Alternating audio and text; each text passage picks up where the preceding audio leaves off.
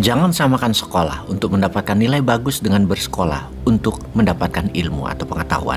Coba kita renungkan selama ini kita bersekolah untuk dapat nilai yang tinggi atau dapat ilmu. Baiklah sahabat, saat ini kita akan membicarakan mengapa dalam 10 tahun terakhir Indonesia tidak dibuat agar menjadi negara besar di tahun 2050 yang harus kita kejar keterlambatan tersebut. Kita semua pasti sepakat membangun gedung 100 lantai yang paling lama adalah membangun pondasinya. Kalau membangunnya perlu waktu 4 tahun misalnya, maka 2 tahun pertama hanya berkutat di pembangunan penguatan pondasi. Dan setelah pondasi terpasang, maka dalam hitungan bulan gedung 100 lantai itu berdiri. Hanya perapiannya saja memakan waktu sisanya. Sama halnya dengan membangun negara. Ingin menjadi negara terkuat ekonominya, maka 5 tahun itu kita mungkin hanya membangun pondasinya. Kehidupan berjalan terlihat seperti biasa saja. Namun ketika pondasi kuat, kecepatan membangun tersebut luar biasa. Kita contohkan, Tiongkok di tahun 2000 hanya menguasai 5% transaksi dunia. Namun dalam 20 tahun kemudian, Tiongkok menguasai 21% transaksi dunia secara porsi.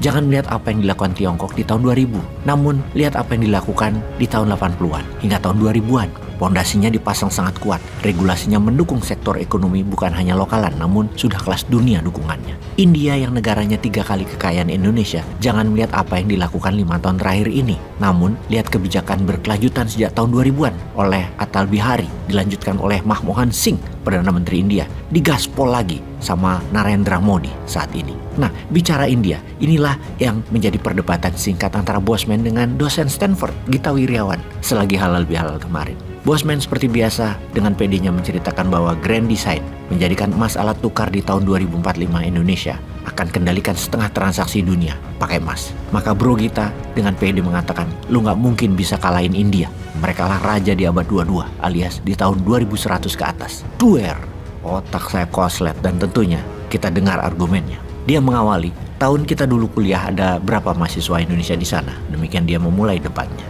Sekitar 16 ribuan, demikian saya dengan cepat menjawab karena dulu sering bantu-bantu Permias, Persatuan Mahasiswa Indonesia Amerika Serikat.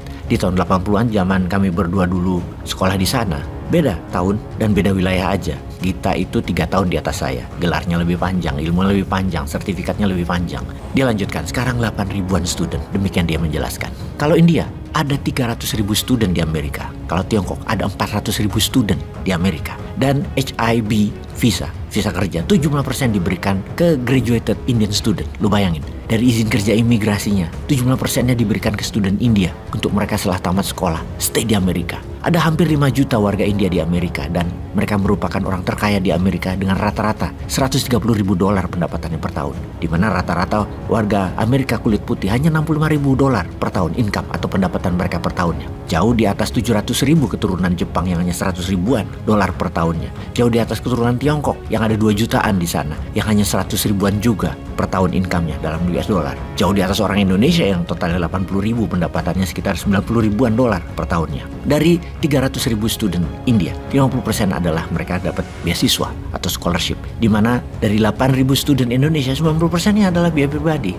Indonesia tak akan bisa, seperti lu bilang, mendominasi di tahun 2045 kalau sejak 8 tahun yang lalu tidak dikirim 1 juta mahasiswa ke seluruh dunia untuk belajar, terutama di bidang teknologi dan sains. Yang disayangkan, 8.000 mahasiswa Indonesia saat ini yang berada di Amerika, 80%-nya adalah mengambil ilmu social science student, seperti ilmu ekonomi, manajemen, keterampilan sosial, seperti dunia entertainment, psikologi, dan itu tidak salah. Kurang banyak yang belajar bioengineering, coding, fisika kuantum, nuclear power, biomedicine, dan banyak lagi. Sekali lagi, sangat disayangkan. Menteri Pendidikannya dalam 8 tahun ini sudah 3 kali ganti, namun tidak ada grand design untuk membuat negara Indonesia menjadi bangsa yang kompetitif di dunia internasional. Bisa telat jauh, padahal ketiganya adalah orang besar dari dunia pendidikan, bahkan skalanya internasional.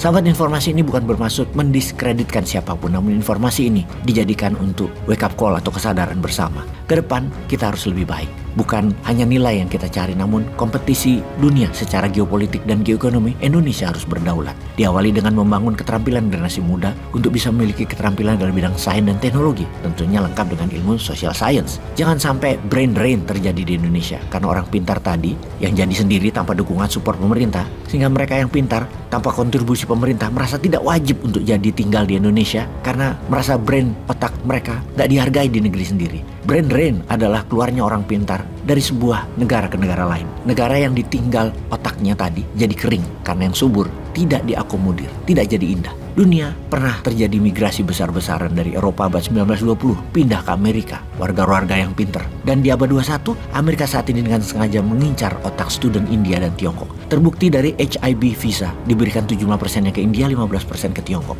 India diam saja. Narendra Modi pintar. Mereka ditarik dengan fasilitas 2 kali lebih mewah dan lebih nyaman dibanding Amerika setelah mereka tamat kuliah atau setelah kerja sesaat di Amerika. Oleh Modi diciptakan lapangan kerja, funding pembiayaan, dan tempat usaha non-tax buat mereka yang pulang kampung. Peace.